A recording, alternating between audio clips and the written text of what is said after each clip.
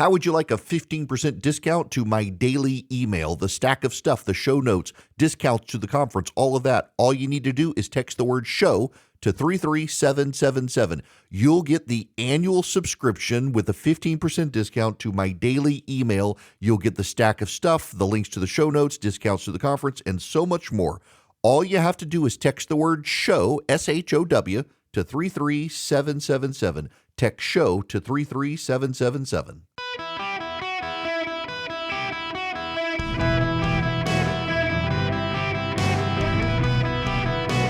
Welcome to the Eric Erickson Show podcast, Hour 3.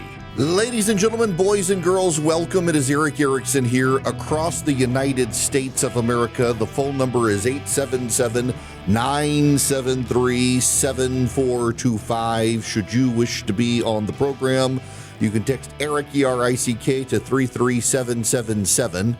Get the live stream, the show notes, the podcast, everything else. I'm going to make my buddy Ken Charles very happy here. He's the program director at my flagship station, WSB, and I'm going to focus on a hyper-local Georgia story that's relevant to every single one of you in the United States of America. It actually is. The communists are coming with George Soros, Alex Soros's millions and millions of dollars. So let me explain this one to you for all of you nationally. In Georgia, there's something called the Public Service Commission, and it oversees and regulates like the phone company, the power company, things like that. And Democrats filed a lawsuit in federal court claiming that its structure was unconstitutional because there are members of the Public Service Commission are divided into service regions that basically mirror the congressional districts, kind of. But then they're elected statewide, so you've got to be from a region of the state, but it's a statewide vote. Now, the Democrats are the ones who imposed this structure, you should know. And for years, it benefited the Democrats and shut out the Republicans. But now that it benefits the Republicans, the Democrats have naturally declared it unconstitutional, and they went to court. And actually, the courts threw out the lawsuit. But in the process of throwing out the lawsuit, they couldn't have an election last year. So the election for the Georgia Public Service Commission has been put off until November of this year. In fact, it'll be the only statewide races, which means it will be the very first elections. There are 2 seats. It is a partisan-controlled entity, so there are 2 Republicans, Fitz Johnson and Tim Echols. They will be the first 2 candidates on the ballot, and then a bunch of cities, including Atlanta, Georgia, which means that the Democratic turnout in the state will be about 54 to 55% because it's municipal elections, a lot of them heavily Democratic areas. The Republicans control the Public Service Commission, but because this is an unusual time to have a statewide election in Georgia, they typically come in the even-numbered years, and statewide elections are always in the midterm election season, not the presidential election season. You're going to have a lot of Republicans who don't know they're going to go vote in November. And the Democrats know this. The far left knows this. And far left groups led by Alex Soros's millions of dollars have decided it is time for the communist takeover of the Southeast power grid. And I say that intentionally because Georgia just built the first nuclear power plant in this nation in a generation. The left fought the building of the nuclear power plant, and they claimed it was about cost overruns. And by the way, there were a lot of cost overruns. The Plant Vogtle, it's called, by Georgia Power, is the first nuclear power plant built in the United States in a generation. And we as a country had lost institutionally all the memory of how to build a nuclear power plant. They were going to build one over in South Carolina. Westinghouse was going to build a nuclear power plant in South Carolina. Westinghouse went bankrupt, and that nuclear power plant never got built. And the Georgia Public Service Commission actually decided it was for the long-term good, not of the state, but of the country, to build the nuclear power plant. Why? Because Russia and China are about to build more than 15 nuclear power plants. They have the engineers and they have the institutional knowledge. It's been so long in this country since we built a nuclear power plant. All of the people who knew how to build them were either dead or retired. They literally, to build this nuclear power plant in Georgia, had to pay people to come out of retirement who knew how to build nuclear power plants to train the people to build the nuclear power plant. And the Georgia Public Service Commission, I think very wisely, despite all the cost overruns, said this is actually needed. We need to learn how to build nuclear power plants again in this country. Now we've got one, thanks to their wisdom. But the left fought it because the left insisted that Georgia needed windmills and solar panels and renewable energy. Georgia Power Company in Georgia has a number of coal-burning power plants. They've shut some down, some they haven't. All the lakes in Georgia are man-made. Georgia, I didn't know this, but every major lake in the state of Georgia is man-made. It doesn't actually have natural lakes. And the biggest lakes in the state were made by Georgia Power, the power company of the state. Lake Burton flows into Lake Rabun, which flows down in the Chattahoochee, and you eventually get down into Lake Lanier, which was the Corps of Engineering project for water. But then you've got Lake Oconee, you've got Lake Sinclair, you got Lake Allatoona. All these are dammed lakes by power companies to generate hydroelectric power and also water for the coal burning plants to generate steam, Lake Juliet and others. And the left wants to get rid of all the coal power plants. They don't want the nuclear power plants. They want wind and solar in Georgia. Now, I don't know if y'all know this, because many of you listening right now, thanks to the growth of the show, you're not in Georgia. But in Georgia, every afternoon during the summer, we have rainstorms that produce a lot of clouds, and the solar energy output goes to zero. We also have hail in the storms. You know what hailstones do? Hailstones are pieces of ice, and they get big, and they fall out of the sky, and they hit the solar panels, and they smash them. And the solar panels break. And there are parts of the state where there are days you're not going to get a lot of wind. And what the left has decided is that in Georgia, we should get rid of our farmland. Georgia, we're called the peach state, but our big crop is actually not peaches. South Carolina, you guys over in South Carolina listening right now, y'all actually produce more peaches now than Georgia. Georgia's number one crop is actually blueberries, of all things. We produce more blueberries in Georgia than any other state. But we produce a lot of pecans and pecans, my wife would say. I tell my wife all the time a pecan is something you flush, and she rolls her eyes at me and says, no. But we got pecans, we got peanuts, we got a lot of cotton. We're still the South, grow a lot of cotton. And the left solution to power is that we should get rid of the land on which we're growing the peanuts and the peaches and the pecans and the cotton, and we should put solar panels. Near me is 1,000 acres, used to be farmland. They grew corn and raised cows. It's all gone now, solar panels. We took a lot of cows and crops out of commission to put in the solar panels. That's what the left wants. And they've seen an opportunity. Now, this has cascading effects for the rest of you. Why? Because Georgia has so much base load power. Base load power is the power that you can flip a switch and it comes on. We've got very near me, we've got a coal-burning power plant. I can see the smokestacks from my house. We have the nuclear power plant. We got a lot of coal-burning power plants in the state of Georgia. And you know where the excess power goes? It goes out to the power grid in the eastern United States, not just in Georgia. It can be directed outside the state of Georgia, and it supplements, as some states have gone to overabundance of wind and solar. Georgia's baseload power supplements other states, and the communists want California policies in Georgia. So for those of you who are listening, you need to understand what's happening is that, led by Alex Soros and other left-wing groups, the California communists have realized that this is the perfect opportunity to take over control of Georgia's power grid in November. This election from last year was put off. Democrats are naturally going to outnumber Republicans going to the polls because they're municipal elections in the state of Georgia, including the city of Atlanta, the city of, I think, Augusta, Savannah, others. They're all going to be on the ballot. So Democrats will come out. The number 1 and number 2 races will be Public Service Commission races on the ballot.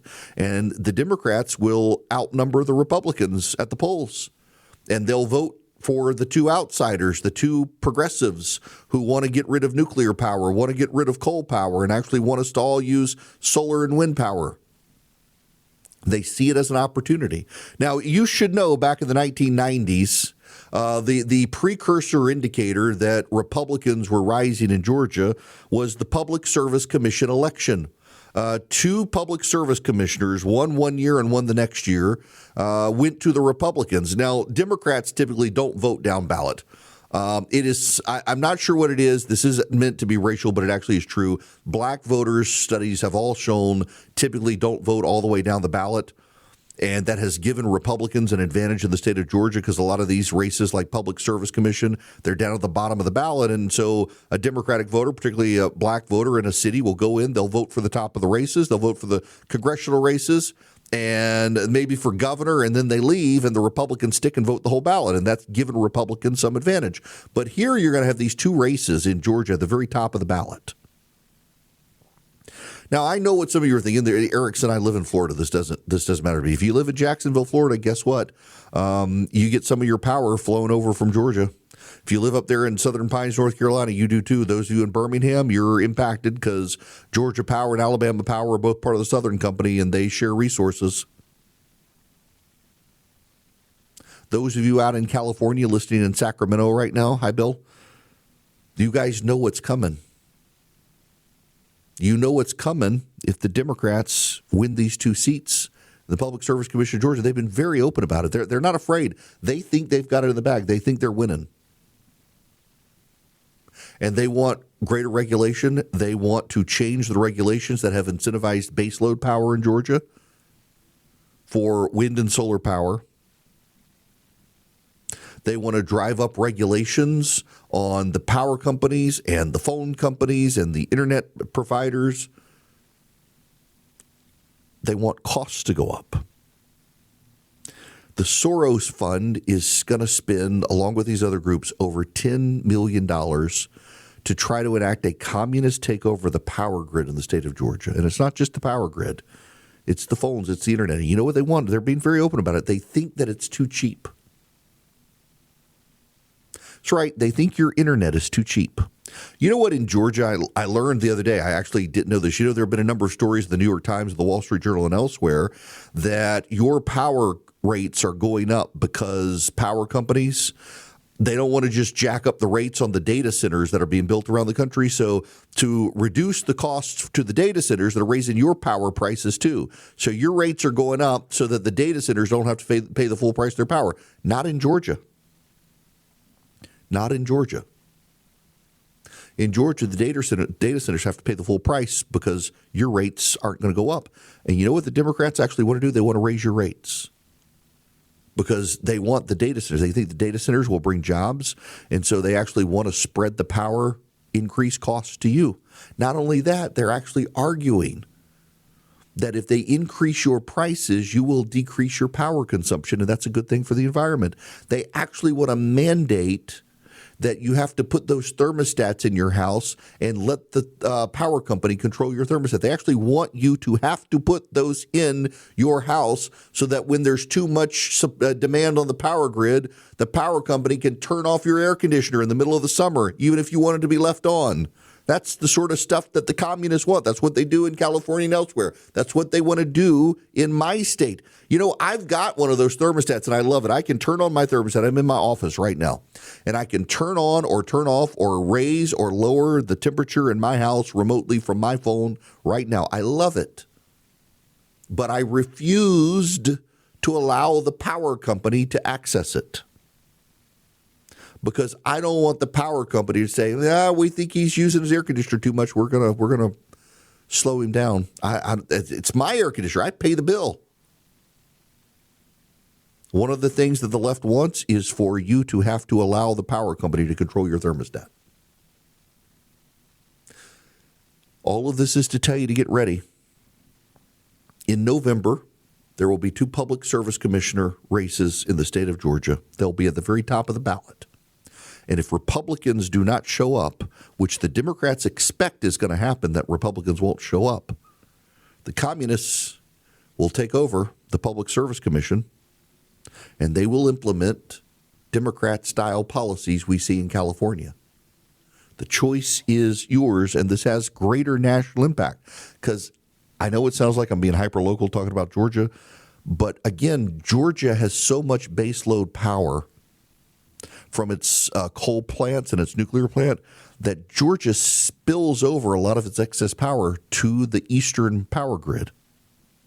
That'll all go away. So will your ability to control your thermostat in your house. Fair warning.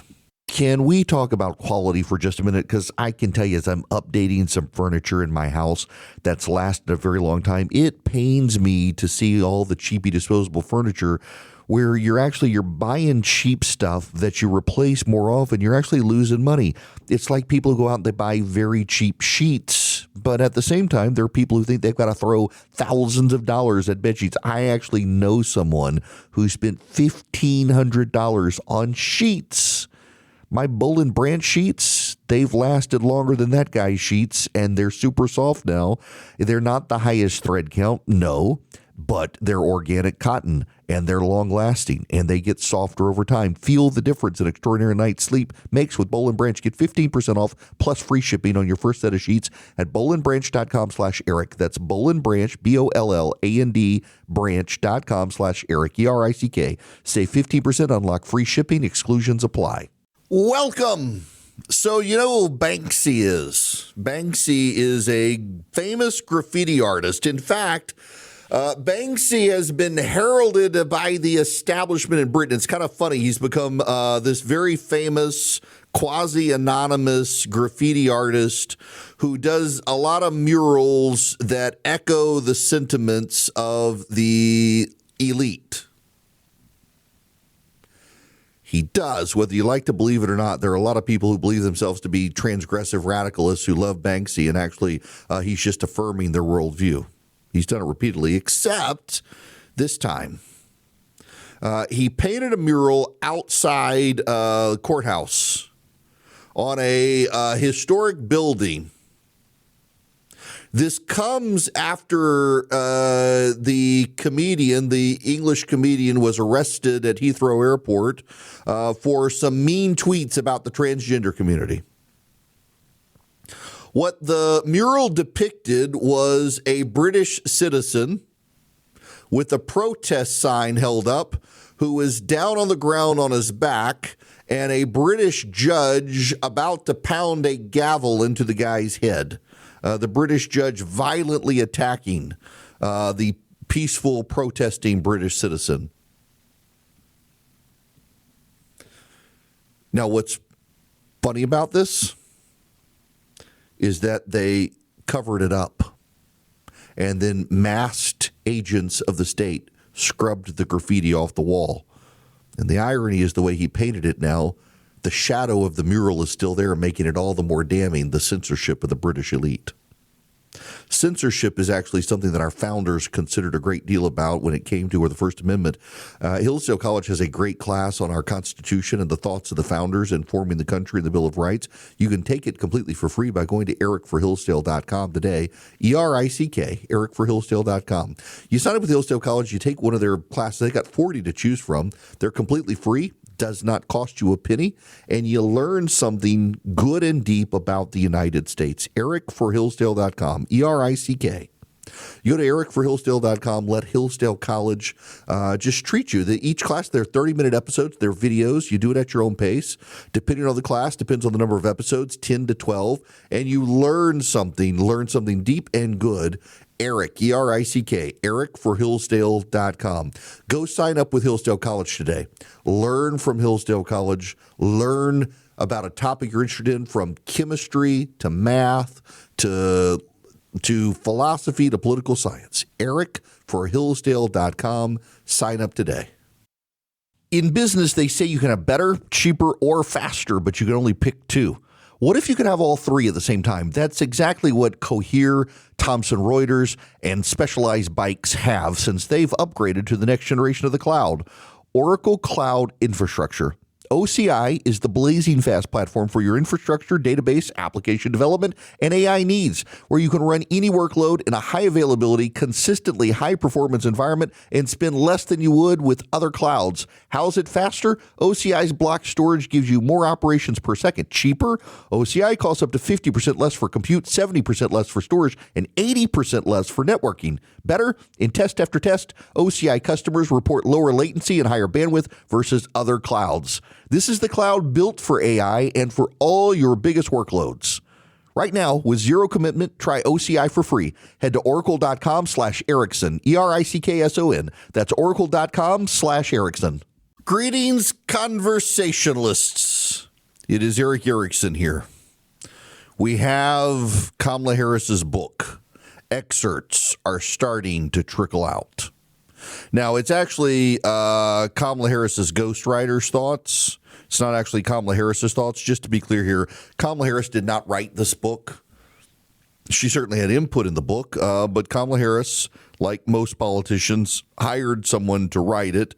That person is not listed. We will find out who the ghostwriter is, I'm sure, but Kamala Harris relied on a ghostwriter to write her thoughts, but they are Kamala Harris's thoughts, to be fair. They are her thoughts.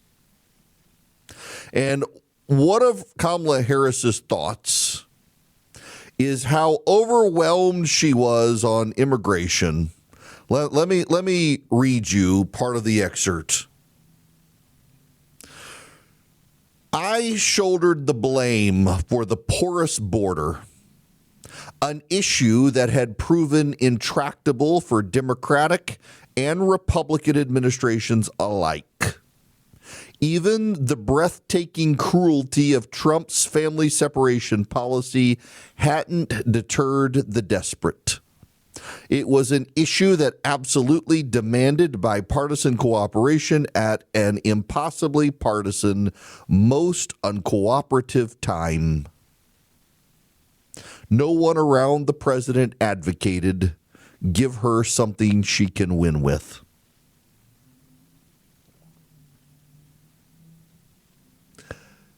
The fact is Donald Trump solved the immigration problem within weeks of becoming president by himself without a single law being changed. I want to read this again. These are the words of Kamala Harris's ghostwriter reflecting Kamala Harris's thoughts. Quote, I shouldered the blame for the porous border, an issue that had proved intractable for Democratic and Republican administrations alike. It was an issue that absolutely demanded bipartisan cooperation at an impossibly partisan, most uncooperative time. Hello. The problem's been solved. Not a single new law passed by Congress. No bipartisanship involved. If anything, the Democrats are on the side of the illegal aliens. Kamala Harris seemed to think she needed some bipartisan solution to solve a problem Donald Trump solved by force of will alone in just a couple of weeks. By the way, over to you, I think, News Nation. The focus today was on a Venezuelan gang that they believe has been selling illegal guns on the streets of Chicago. And they emphasized that the main person they were looking for today had sold them about 14 guns. And they believe that they've been able to tie those guns that were sold undercover to ATF and other agencies to shootings, carjackings, and even homicides in your city. That was ABC 7 in Chicago. I'm sorry, not News Nation. So ICE, Donald Trump's ICE agents have gone to Chicago. They have gone to Chicago and they have arrested illegal immigrants who were selling guns on the streets of Chicago. So the ICE agents did that. Remember, the mayor of Chicago said you couldn't solve the violence in Chicago without dealing with the guns coming from Mississippi and Louisiana. Donald Trump just solved the gun problem in Chicago by arresting an illegal immigrant Kamala Harris led over the border. Let me read you some of this from Alex Thompson from Axios reviewing this book. Harris believed the White House didn't want her to succeed. Their thinking was zero sum. If she's shining, he's dimmed. None of them grasped that if I did well, he did well. That given the concerns about his age, my visible success as his vice president was vital. I also called for Israel for greater access to aid. It was a speech that had been vetted and approved by the White House, the National Security Council. It went viral, and the West Wing was displeased. I was castigated for apparently delivering it too well. It would serve as a testament to his judgment in choosing me and reassurance that if something happened, the country was in good hands. My success was important for him.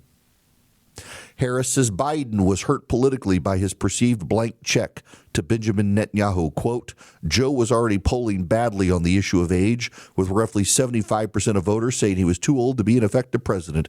Then he started taking on water for his blank check to Benjamin Netanyahu in Gaza. And finally, there's this. Quote, I watched it, the debate. The farewell speech. I watched it at the hotel that night. It was a good speech, drawing on the history of the presidency to locate his own place within it. But as my staff later pointed out, it was almost 9 minutes into the 11-minute address before he mentioned me. I want to thank our great Vice President Kamala Harris. She's experienced, she's tough, she's capable, she's been an incredible partner to me and a leader for our country. And that was it. And then a standalone sentence. I am a loyal person. She's bitter. She's bitter. She says of this, and of all the people in the White House, I was in the worst position to make the case that he should drop out. I knew it would come off to him as incredibly self-serving if I advised him not to run. He would see it as naked ambition, perhaps as poisonous disloyalty, even if my own message was, don't let the other guy win. It's Joe and Jill's decision. We all said that like a mantra, as if we'd all been hypnotized. Was it grace or was it recklessness? In retrospect, I think it was recklessness. The stakes were simply too high. This wasn't a choice that should have been left to an individual's ego and individual's ambition. It should have been more than a personal decision. When Fox News attacked me on everything from my laugh to my tone of voice to whom I dated in my 20s or claimed I was a quote-unquote DEI hire, the White House rarely pushed back with my actual resume. 2 terms elected DA, top cop in the second largest Department of Justice in the United States, senator representing 1 in 8 Americans. Lorraine Voiles, my chief of staff, constantly had to advocate for my role at events. She's not going to stand there like a potted plant, give her 2 minutes of remarks, have her introduce the president. She says of Karine Jean-Pierre, they had a huge comms team. They had Karine Jean-Pierre briefing the press room every day, but getting anything positive said about my work or any defense against untrue attacks was almost impossible. And when the stories were unfair or inaccurate, the president's inner circle seemed fine with it. Indeed, it seemed as if they decided I should be knocked down a bit more.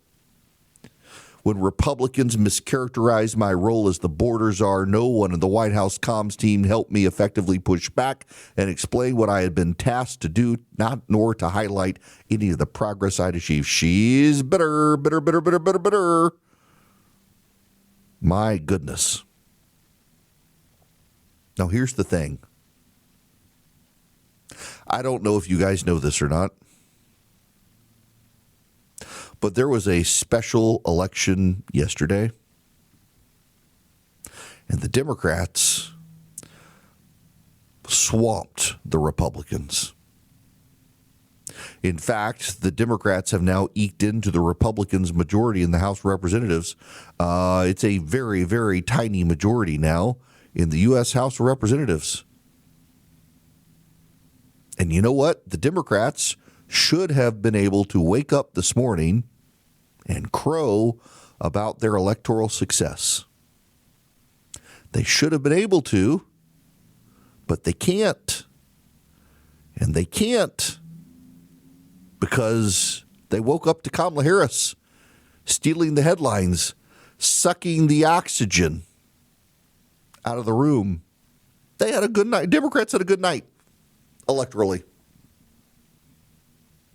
But here comes Kamala Harris to step on the news, Here comes Kamala Harris to dominate the headlines today, having to relitigate the disastrous election last year, and also largely to acknowledge that, yeah, we all knew Joe Biden wasn't in good health, and none of us were brave enough to stand up and tell Joe Biden he should step out. Is that not remarkable? They can't stop stepping on themselves.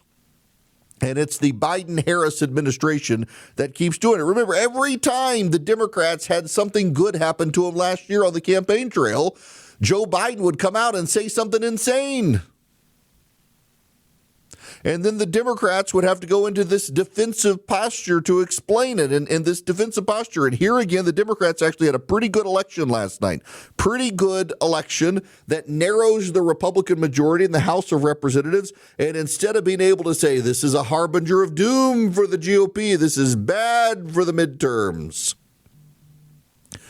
instead they're having to come out and say, hey, sorry, we got to deal with Kamala Harris again.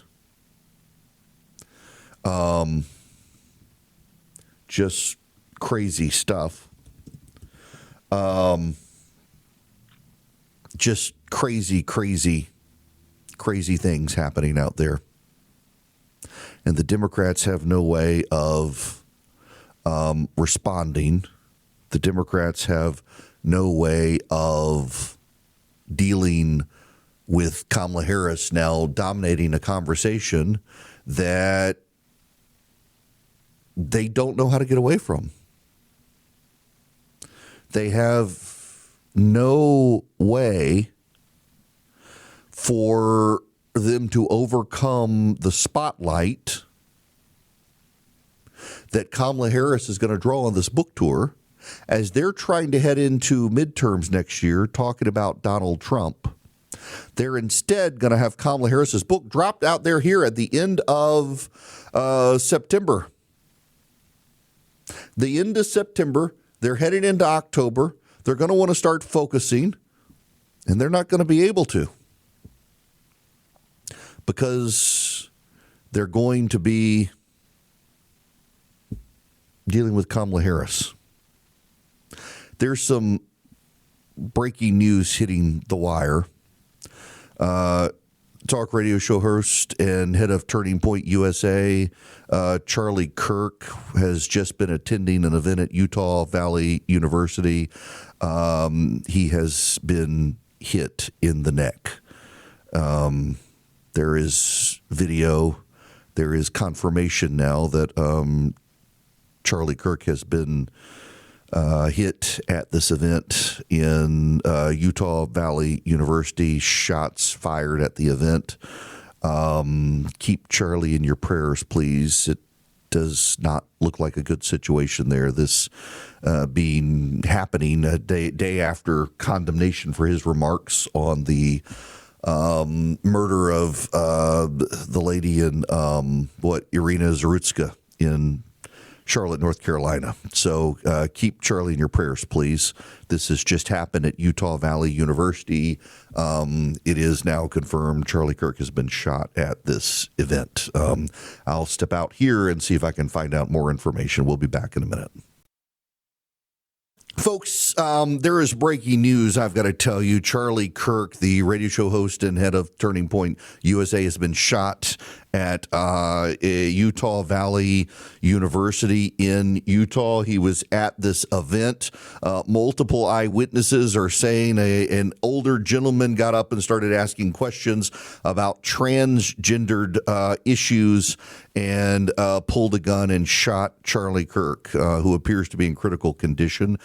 Prayers appreciated on this. He definitely is hospitalized now in Utah. This is a rapidly developing story. Utah Valley University, real quick, it was at a TPUSA event. He was standing under a tent, said American comeback, prove me wrong, where this older gentleman opened fire at the event, shooting Kirk. It was captured on video. Don't want to dive into the video. The Utah Valley University is in Orem, Utah, on the banks of Utah Lake there. Orem is just north of Provo, Utah, for those of you doing it on the map, south of Salt Lake City, north of Provo, on the way to Provo.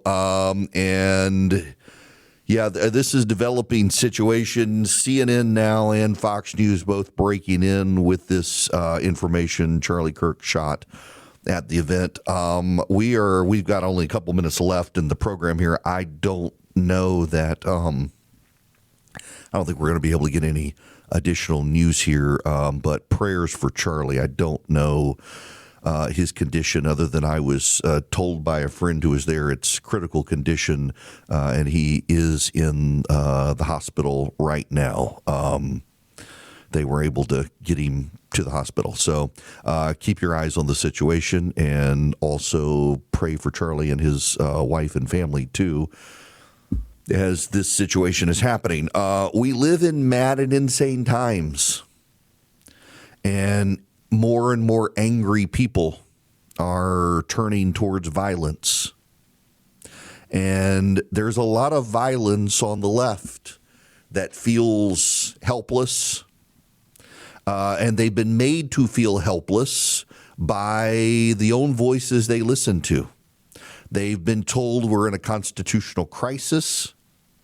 They have been told that people like Charlie Kirk and others are helping the president of the United States impose an autocracy on the country. And they're lashing out. We've seen the shooter in the Catholic church and school in Minnesota, the Covenant School in Nashville, the attempted assassinations of President Trump. And we continue to see these stories. There is a level of unhealthy rage in the country. And it is a rage of people who feel helpless because politics is their god.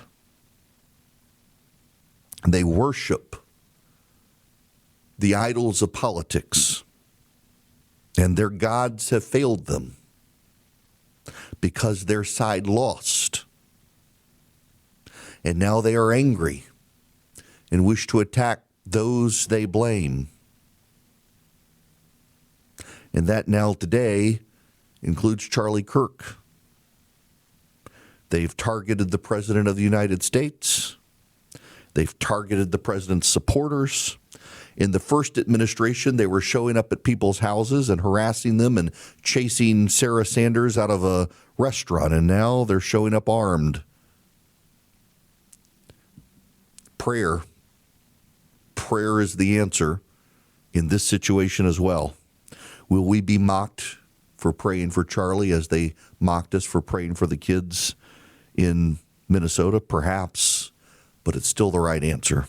Prayers for Charlie Kirk. Swiss America would like to educate you on helping you protect your hard-earned assets. You can read their report, The Secret War on Cash, for free by calling or texting 800-289-2646. The all-out war on cash includes digital forms of currency, and it's spreading.